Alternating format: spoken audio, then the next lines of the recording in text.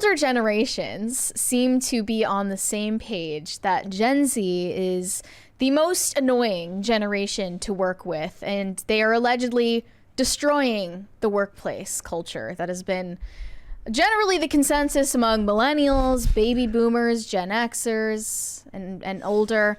There's a new study that surveyed over 1,000 adults in the US about Gen Z colleagues and the generational differences between people in the workplace.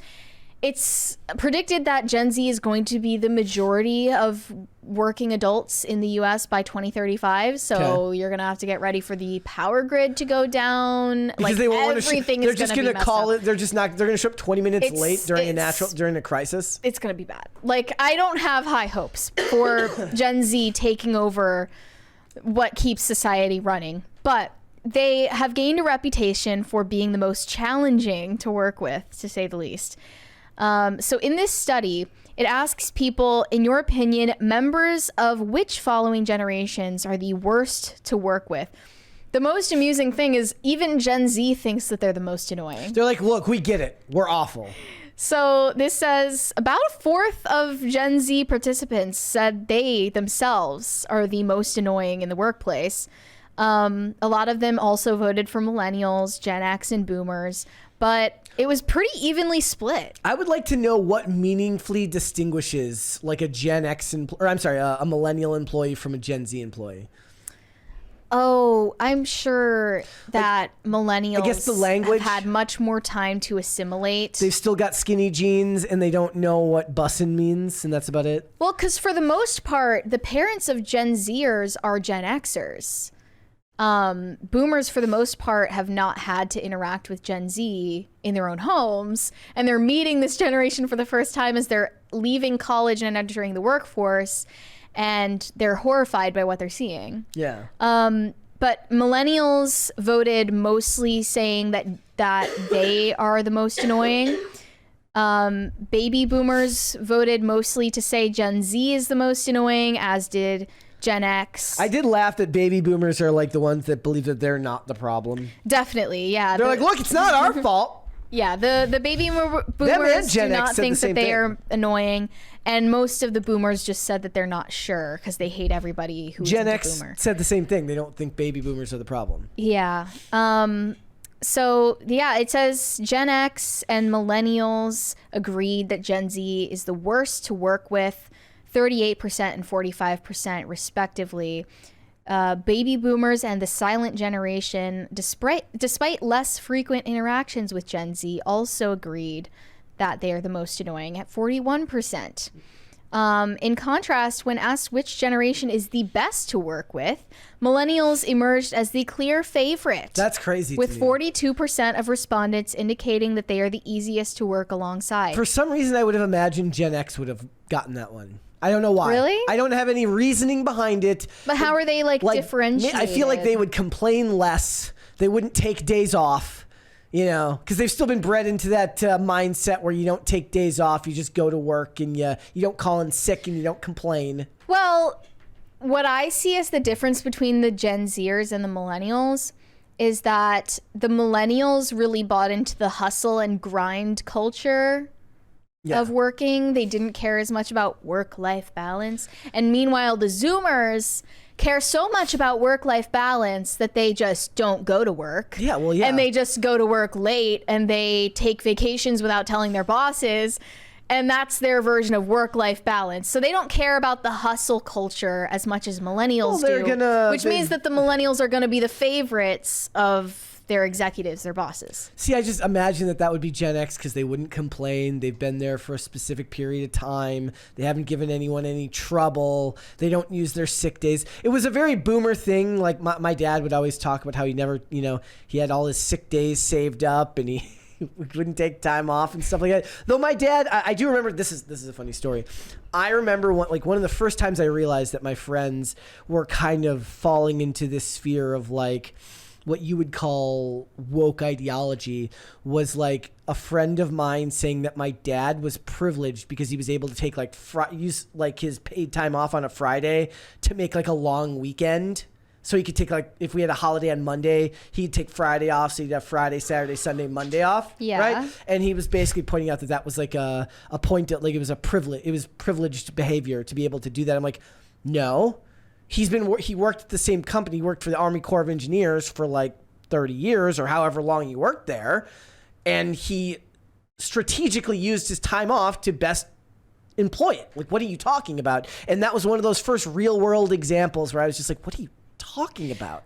Yeah, that is bizarre that they would think that. But I mean, I think Zoomers have a lot of reason to think of Boomers as privileged in a lot of ways. And the environment in which they were building their lives as young people, it's much easier than what Zoomers have to go through now in a lot of ways. Yeah. So there's reason to have grievances. But you shouldn't let it destroy you, and you shouldn't let it destroy your will to live and your will to reproduce the human race as it is for Gen Z right now. Why do you think so much of it is like that? Do you think it's the housing market? It always comes back to the housing market. It's the doomerism of you'll never own a home, and why should you anyway? Because the climate is about to destroy the planet, and billionaires run the world. There's no justice. There's no social justice. And you don't want to raise kids in this hellscape anyways. So why should you even bother? That's generally the sentiment that they have. And that's why they're choosing pets over kids right now. And then people wonder, like, why doesn't anybody want to hang out with us? But I think that the worst problem with Gen Z is it's got to be their attention spans, right? Yeah. Like, they're not really mentioning that. I'm a millennial here. in that I suffer from that. They're not really mentioning it as much, but like, imagine what you would be like, Brett, if you grew up with a smartphone. Like, even worse. Imagine what you would be like today. I already have a tiny attention span. If you got your first smartphone in middle school or even earlier than that, it would be over for you. Yeah, it would. It's like, I think they have attention spans of goldfish. There's and a $20 super chat there from Gordon Shumway. He said, Brett, you're a millennial. Remember 15 to 20 years ago when everyone said they were the worst? Remember Snowflake? They called Gen Xers slackers 30 to 40 years ago. This is not new. Imagine how Gen Alpha will get dunked on. They did call, that was a pretty common term amongst slackers? Gen X. You're a slacker. Really? Yeah. Synonymous with smoking weed and goth aesthetic and Nirvana. And I just told you I rewatched Back to the Future recently, and there's that scene where the principal of his high school comes up to him and points his finger in his face. Yep. And he's like, "You're a slacker." You're a slacker. And I was like, who calls someone a slacker? Very these big days? terminology back then. Okay, so that's the same thing as a snowflake, and the rest of the terms that they use. So what for will young they people call now. Gen Alpha? iPad babies? iPad babies. No, but they legitimately are cooked.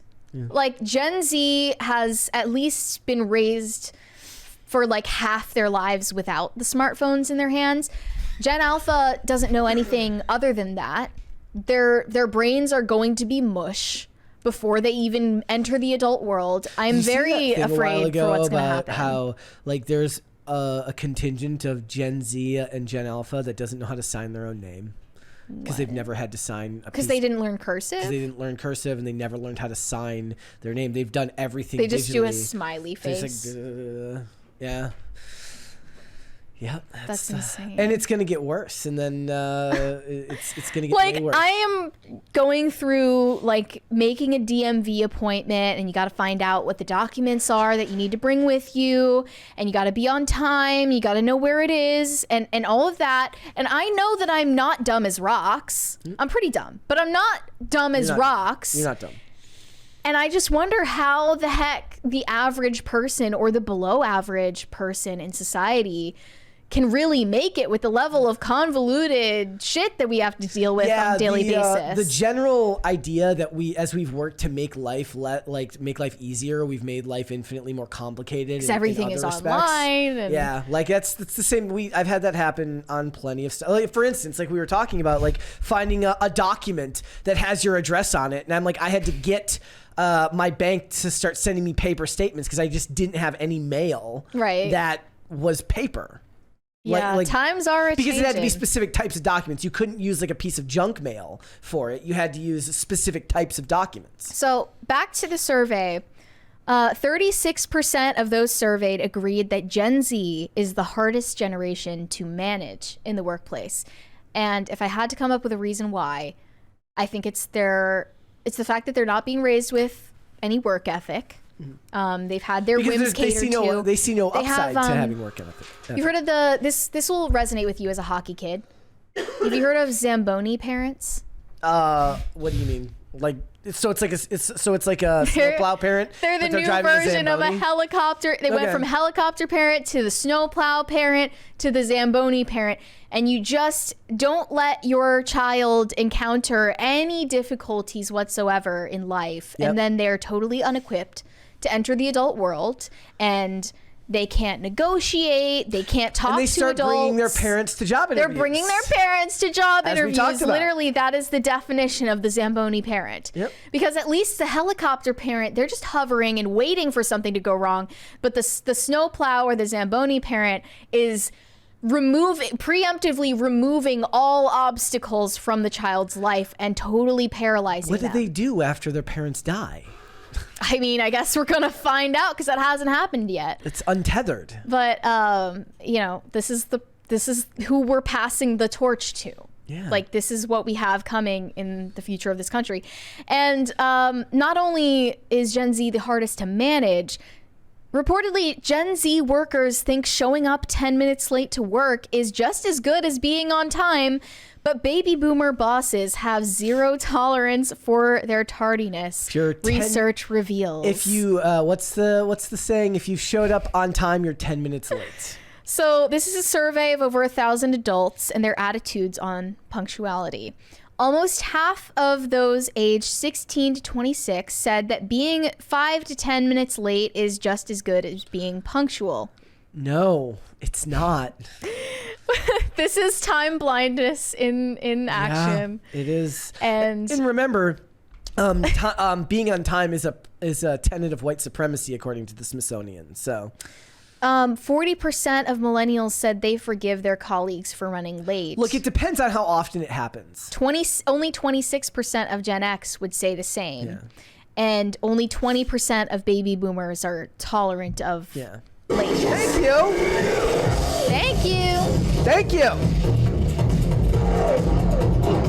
And 70% of the boomers said they have zero tolerance for any level of lateness from Gen Z. There is not going to be any accommodation made for time blindness or any of these other fake ass conditions. Well, I mean, what was the whole point of sending them to college when the whole idea was supposed to be like, you go out into the world, you get a class schedule, and you learn how to make it to class on time without your mom waking you up in the morning to send you off to school. That's what we've lied to kids for the last however many decades, and saying that that's what college is supposed to teach them. It's supposed to send them out in the world so they can figure it out on their own. Well, that doesn't seem to be the case. Well, what ends up happening is that they just don't take responsibility when the opportunity arises, because they've never even been taught that the concept that having personal responsibility is valuable or edifying. No, they see that as like placating in a way to a system that's out to get them. They want to dismantle the system. I love that word. All of this is really, really interesting, especially given the fact that when we talk about we're very lucky to do this job.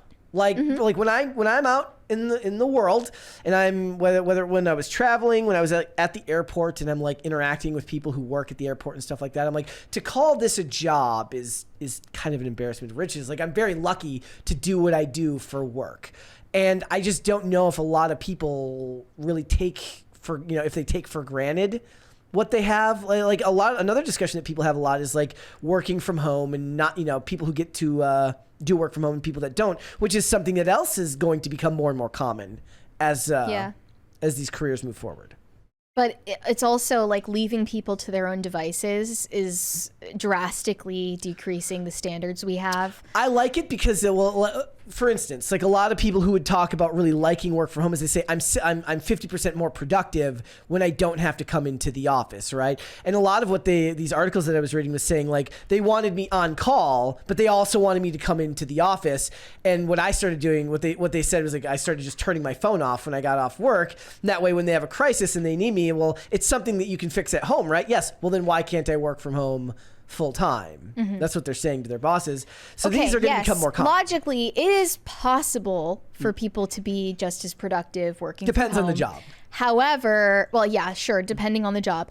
However, just being realistic, most people don't have the integrity and the self-discipline to work at the same level as they would with people around them watching them. Thanks for watching. Listen to full episodes of Pop Culture Crisis on Spotify. Keep up with us on social media and make sure you subscribe and ring that bell so you never miss the show. Bye, guys.